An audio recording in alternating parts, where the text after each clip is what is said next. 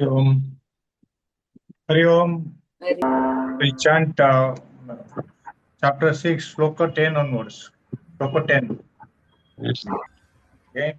Yogi yunjita satatam atmanam rahasi sthidah ekaki yadachetatma asira parigraha sucho dese pratishthapya thiramasana atmanah tucham nati nicham शैलाजीना कुशोत्तमर तत्रैकाग्रं मनः कृत्वा यतचित्तेन्द्रिय क्रियाः उपविश्यासने युञ्जात् योगमात्मविशुद्धये 14 समं काय शिरो ग्रीवं धारयन् अचलं स्थिरः सम्प्रक्ष्य नास्तिकाग्रं स्वं प्रसादात्मा विगतभिर् ब्रह्मचारी व्रते स्थितः मन संयमो न चित्तः युक्त आसीत् मत्परः युञ्जन्नेव सदात्मानं योगी नियतमानसः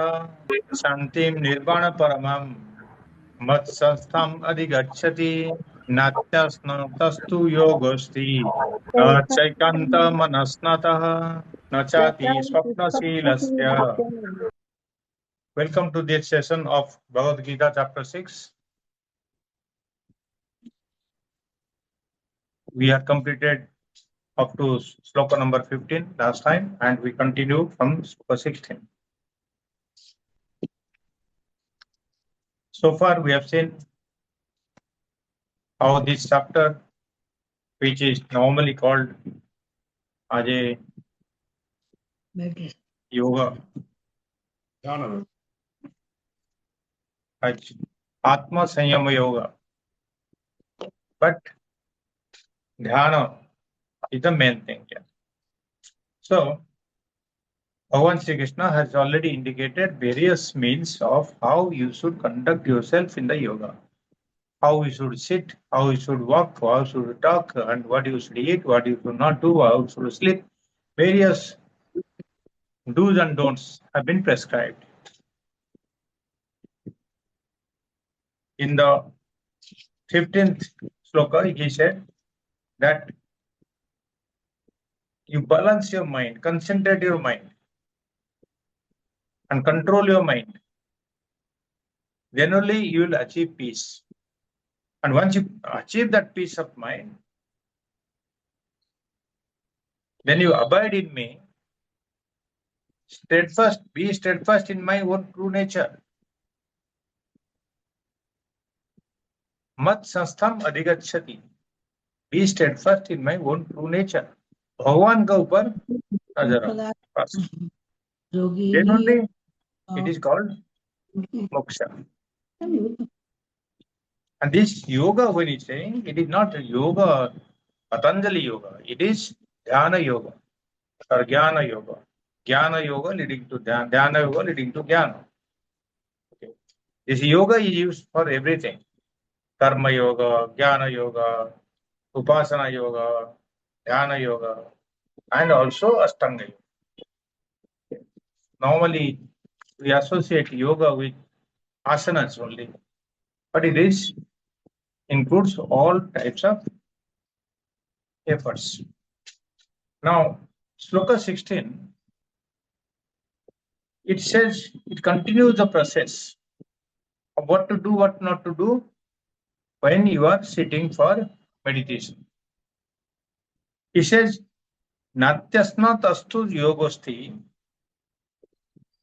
na atyasnata. First word, na atyasnataha, two. Asnan, asnan means to eat. Anasnan means not to eat. वो कहते हैं ना अनस्नान करते हैं जो धारण में बैठते हैं अनशन करते हैं. That means not eating, right? That anasana here इधर से निकलता है. Asnan means to eat, anasnan means not to eat. So he says na atyasnataha. Atyasnata means eating too much ati asnata. So why not one who eats too much to yogosti? No, yogosti means yoga asti. Now one who is practicing yoga, he is sitting for yoga. No chaikanta, no cha aikantam anasnata. Not also,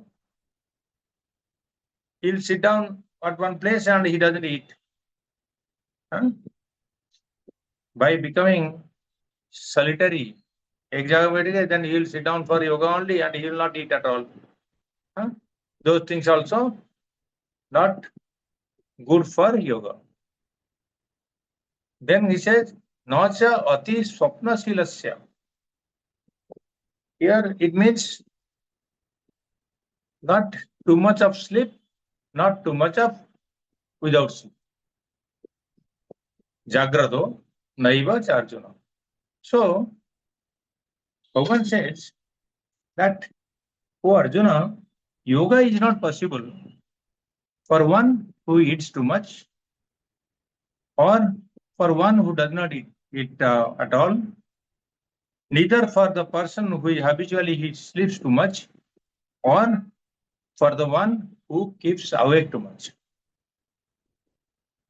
That means it's a moderation. Yoga is moderation. So all of us have been practicing meditation or yoga for a number of years. Yet some may have attained the goal, I do not know, but it's difficult to get. So what is that exact behavior in a seeker which unknowingly or knowingly takes him away from the goal? Because all of us are doing some way or other. We have adopted some methods. So what is that behavior? What is taking away from our goal? Why we are not able to achieve our goal? So this stanza provides the pitfalls on the path of dhyana yoga. What are the problems are there? Pitfalls are there. So main thrust of this sloka is moderation. Moderation in all indulgences, in all activities, at all levels. And that is a prerequisite for success in meditation. Moderation is a prerequisite for success in meditation. Therefore, one should adopt strict moderation for all your daily activities like food, sleep, recreation, action. All these things are enjoined in this stanza. Okay, very simple. This stanza is very simple to understand. Food, what he says, that you should become moderate. Then you should know what is moderate for you. So how do you know that? It is said, what is the appropriate food for a person? All of us are going to so many types of dietitians and controlling and all that, different types are there. So you have to know your body. You have to know your what you can digest, what you cannot digest, what is good for your body. Obviously, you will know it. But what is appropriate food for a person? In general, what we can say is that the food which you consume, it should get digested and it should get assimilated. And as a result, you should develop the ability of the body to do your actions. So that means your digestion should be, the food should be able to digest.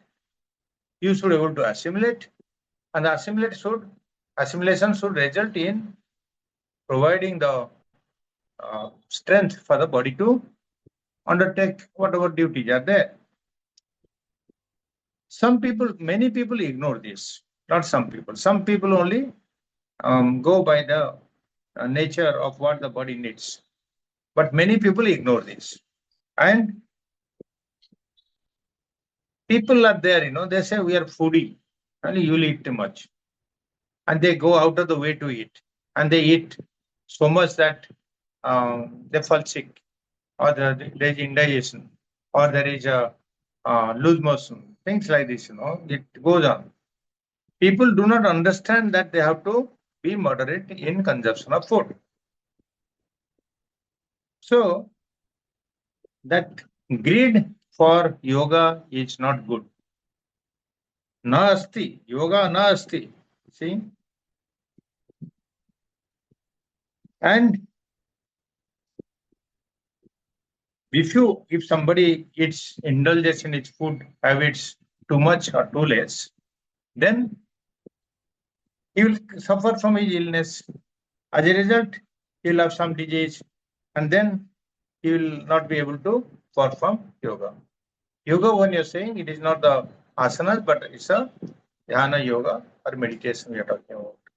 Or mainly, you will not be able to do your sadhanas. So, as you cannot, overeating doesn't allow you to do yoga, same way, a person who does not eat properly, he thinks that by doing too much of, you know, upvas, he will not eat at all. Then there will be Ekadashi, then there will be some other, consecutively there may be some festivals or something that he will not eat. So that he says, that is also not good. And he's saying ekantam. That means he himself will decide, alone. He'll sit down at a place and he'll say that, no, I cannot eat. This is my sankalpa, Ekadashi sankalpa, or Sankranti sankalpa, or Somvar, or Guruvar. All these people go by the days also. So he'll not eat at all. Some people do the, upvas of no water also. So what happens? If somebody doesn't eat, somebody doesn't drink, then lack of supply of food will obviously, it cannot nourish the body. There will be no strength in the body. The fluid in the body will be reduced. As a result, he will not have energy and he cannot conduct his yoga properly. This is mentioned in Brihadaranyaka Upanishad, Satapada Brahmana 3:2-17. So that means for walking on the path of yoga, you must eat moderate.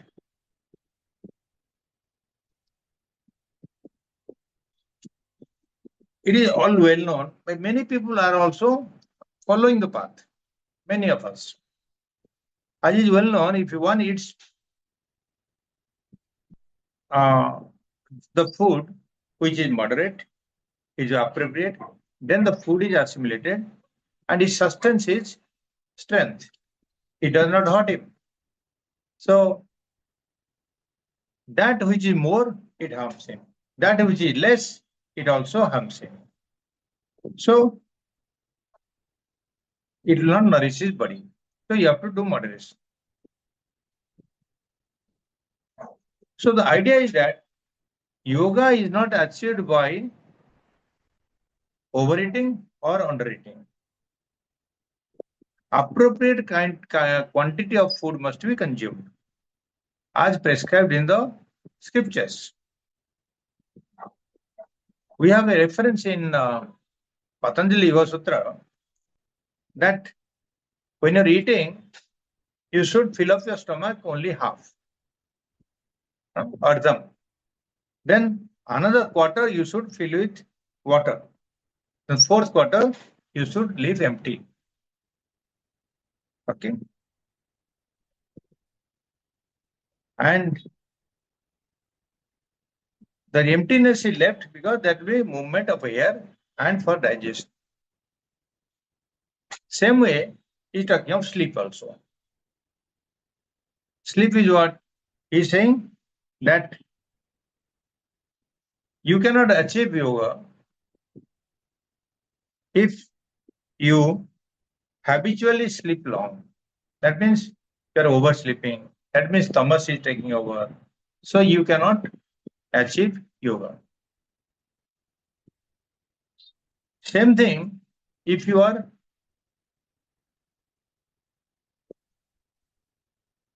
not sleeping at all, means very little sleep. That means you are jagrat, jada jagrat hota hai.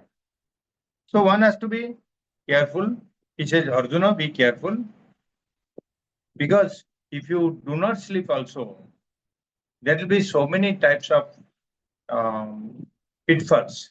Like you will become lethargic, your mind will become drowsy, your mind will not function. How will you remain alert in yogasana? Then you will develop forgetfulness. So if you do not sleep appropriately, then all these problems will come up. In this shloka, there is one cha sapta, nacha ati swapna silasya. Thoda, what you call grammatically, it is explained that cha sabda in the first line, it joins the defects of food and sleep also. The second line, it is telling about sleep. The first line, it is telling about food. So cha joins these two mentioned defects, and it is mentioned in Markandeya Purana also. In Markandeya Purana, what is mentioned is, O Emperor, a yogi should not practice yoga for realization when his body or his belly is inflated, or when he is hungry, when he is exhausted, or when the mind is in trouble. Apart from what is Bhagavad Gita is saying, in the Markandeya Purana also is mentioned that when you have overeaten or you have undereaten and your belly is very full or very less, then you should not practice yoga.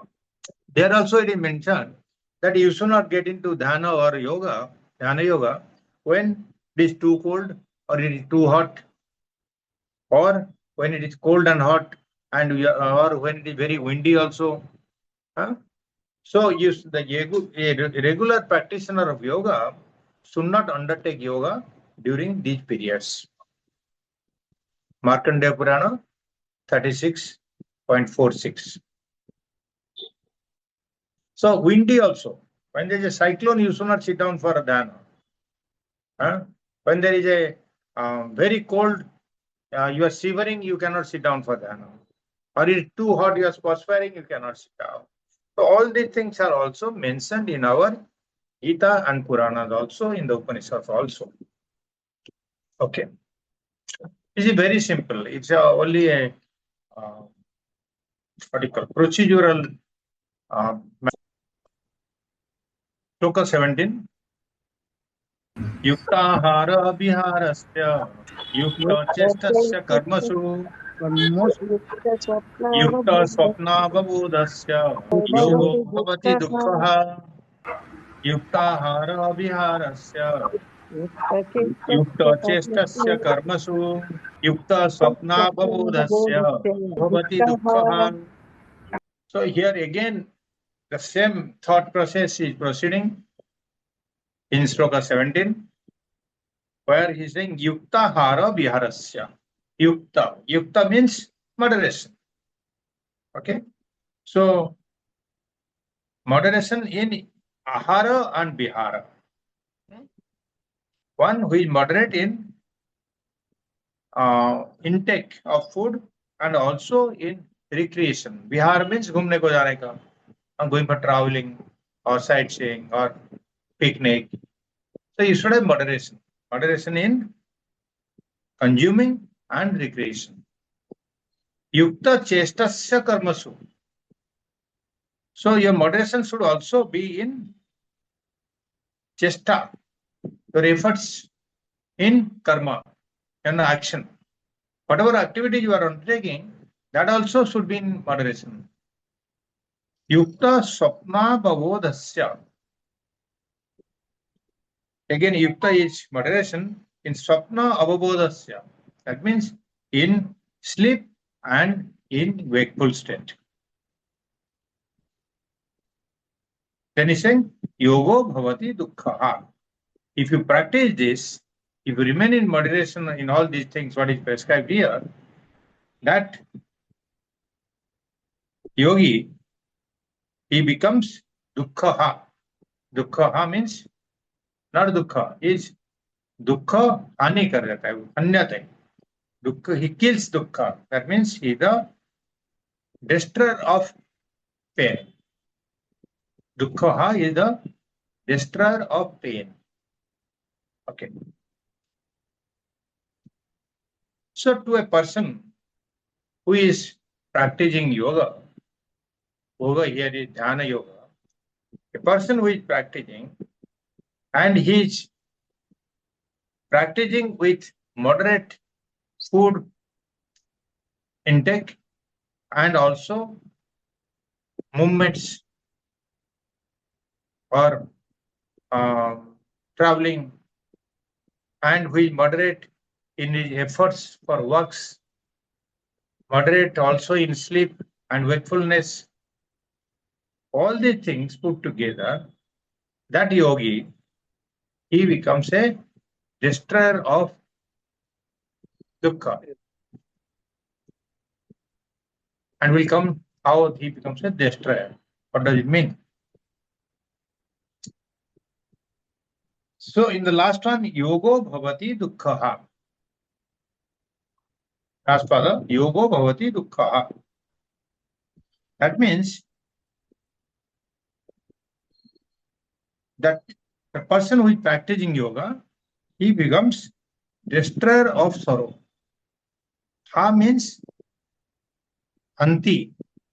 Dukkha ha means dukkha hanti, destroyer of dukkhas, sorrows. So yoga destroys sorrows. And then he has described what type of yoga, how you perform the yoga, then only it will become destroyer of sorrow. How is that yoga described here? He said, yukta ahara viharasya. Yukta means again regulated, moderated, or controlled. You have a controlled food and entertainment. Bhagavan is giving an examples how to conduct yourself, conduct as a yogi, how he should behave and conduct and achara vichara, how it should be. So first one is yukta ahara viharasya. That means moderation in eating and movements. Vihara means actually movement, but it can be taken as recreation or brahmana or travels like that. So what is moderation of food? Just now we discussed that you fill up 50% of your stomach in full food, 50%, 25% water, 25% air. This is what is prescribed in our Shastras. In fact, I was listening to one podcast from Japan. They were also, Japanese also, those people who live long, centenarians, they also follow the same system. 50, but they were saying 60% food and then water and then half, 25% empty. So this is what is given in the Gita is also practiced by those successful people.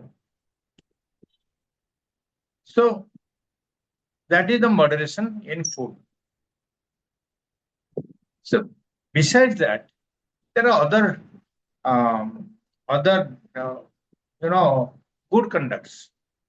Like after food, you should not go to bed. They say that you walk a little while, at least walk sometimes after food, so that it helps in proper digestion and settlement of the food.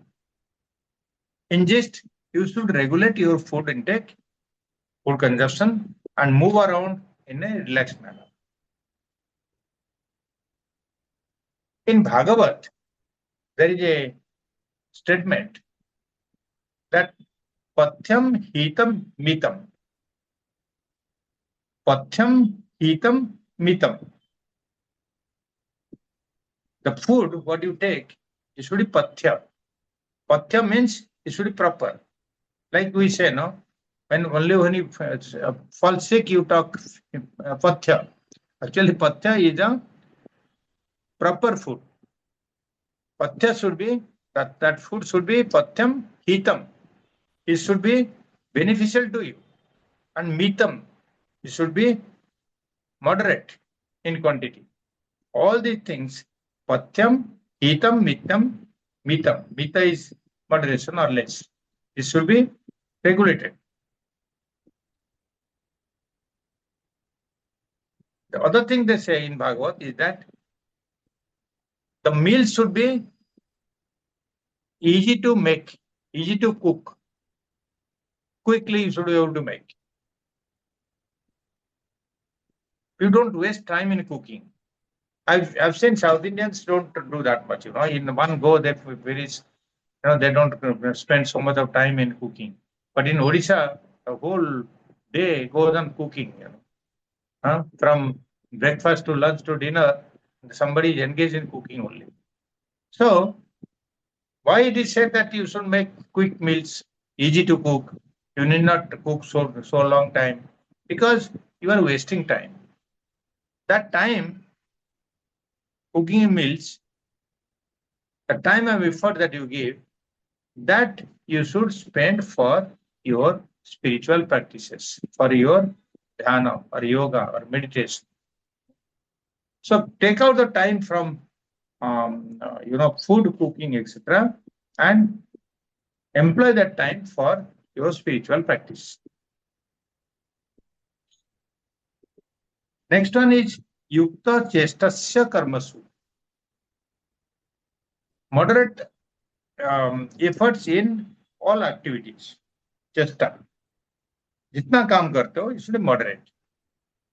Many people are rajasic. They want to do more and more. They cannot stop working. They get so engrossed in their work, even if they fall sick, they continue working. And there are people who lose track of the time when they're doing the work. Of course, work is good, but you should be moderate in that. So Gita is saying that, not me. Okay. If you lose time or you work too much, then you obviously will miss your food time or your rest time. So timely food and drink will not be taking place. So your health will be affected. All these negativities are there.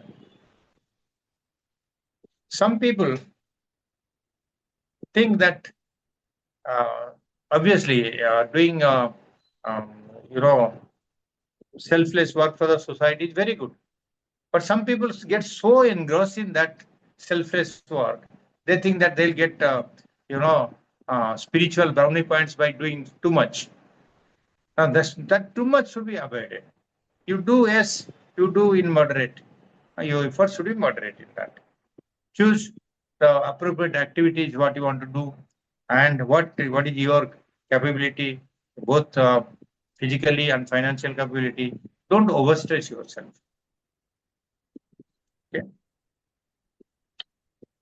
So at all times, you get involved in work. There should be some purpose of living. It is said that all people, especially those people who are retired, there should be a purpose of living. When you wake up in the morning, there should be a purpose that I will do this. And that should be something good, something helpful to the society, where you can create a difference or you can influence the society, a positive influence. Not only working for self. Many people are there who consider only getting busy with working for own self or for the children or grandchildren. Oh, I'm busy, I'll do this, cook for my grandchild, all that. So that is not correct. You have to work for the society, for others. And then you should have purpose in life at all levels, even if you are aged. So, but at the same time, you should not overindulge yourself. Yukta chestasya karmasu. That overindulgence creates a bondage. You get so bound with it. And that also creates more and more sankalpa. And it creates more and more tendencies. And that creates vasanas. So overindulgence is not good at all. The person also physically gets exhausted. He gets exhausted in the work. And that sometimes, too much of working also causes agitation in the mind. And he thereby he also neglects his spiritual sadhana. So the main purpose of this moderation of all these is that you should give more stress on your spiritual sadhana, on your yoga vasa or dhyana yoga, whatever you are doing. You should find more time rather than getting involved with non-essential activities. Okay. So Krishna is advising control, moderate action in all activities. Right? Very simple things, small advices, but if we can translate into our own life, it will be very useful. Next one is Yukta Swapna Avabodhasya. Yukta Swapna Avabodhasya. What is that Yukta Swapna? That means moderate in sleep and wakefulness. This is what we discussed in the last look also, but a little more here. And what he says, one's sleeping and waking periods should be regulated or controlled. All of us know the right time to go to bed, early to rise. Everybody knows. But some people find it difficult. Some people practice, some people find it difficult. So early to bed is a must. Unless you go early to bed, you cannot rise early. Rising early is a very essential. They say the cosmic energy, the cosmic, consciousness flows to you and very active during the period of Brahma Muhurta. So you should wake up early morning in the Brahma Muhurta, say 4 to 6, or till the sunrise. You should utilize that time for garnering the good effects of that cosmic energy and the consciousness that flows to you. So one who is one who regulates his sleep, that means he goes to a particular time, he goes to bed, he wakes up at a particular time early in the morning, and then only he becomes established in yoga. In this context, what is meant written here is Yukta Swapna Ubodhasya. Here, the Swapna, in a Vedantic term, the Swapna is including the total conscious state of the person. Entire life's experience is treated as a state of sleep. Why? Because we are all ignorant of the reality. Either we don't know or we wrongly know the truth. So that's why we are in a sleepwalking. In this case, the dream state and the waking state are considered as swapna. From the point of view of the reality or turiya, this interpretation is in line with the Mandukya Upanishad, Gaudapada Karika also. It's the same thing is given in the Karika also. So Avabodha, in this, the term Avabodha means, normally meaning, is a waking state, wakeful state. But here we are, it is interpreted as the spiritual goal or the absolute knowledge that you get. Because that swapna we considered as the all the time, except turiya. So this is the turiya state when you get the knowledge. So Krishna prescribes that the seeker, the sadhaka, should practice sadhana, dhyana, meditation, all with moderation. Because even some people go overboard with dhyana. They'll sit for 6 hours, 8 hours, 10 hours like that. But it is said that, okay, maybe those accomplished sadhakas, they can do that. But for a new seeker, early seeker, early practitioner, he must not overindulge. He must not overindulge in practicing meditation. That he can fall sick, he can get disillusioned, he may be going to sleep during that time. All that barriers are there. So Krishna is telling here, you moderate your sleep and moderate your waking state. So in this sloka, the 3 pairs are given for moderation. First one is your yukta ahara vihara. Okay, food and entertainment. Second one is yukta swapna avavadasya. And waking and sleep also you should regulate. Third one is yukta chestasya karmasu. The chesta, the efforts and in the work or activities, that also should be moderate. It is said that if a seeker overdoes this, either he overdoes or he underdoes the activities, whatever you mentioned here. He can do too less or too much. If he does too much, then his rajaguna may become more. Rajaguna is he'll try to do more. If it is too less, like sleeping, if it does sleep more, then the tamas will take over.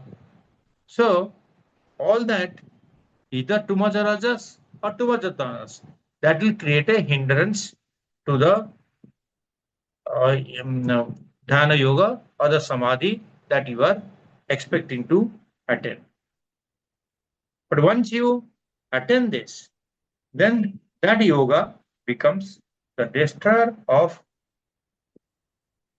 your dukkha hara. In the last we say, yoga bhavati dukkha. Dukkha, as I told you, it is the destroyer of dukkha. How it destroys dukkha? By removing your ignorance. That you gain the knowledge and you be one with the Lord. That's why all these activities should be moderate, regulated, controlled. So by doing so, a yogi is trying to attain that dharana, dhyana, samadhi. The samadhi state will come only when you are in moderation. And once you come to sadhana of that samadhi, then you attain jnana also. Your ignorance goes away. Once the ignorance goes, he'll get rid of his sorrow.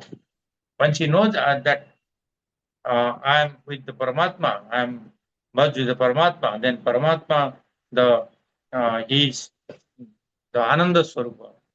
Then when he's merged, then he understands that I, the Atma or Paramatma, or that is Ananda Swarupa, my own nature, my Swabhava is Ananda. So there is no more sorrow.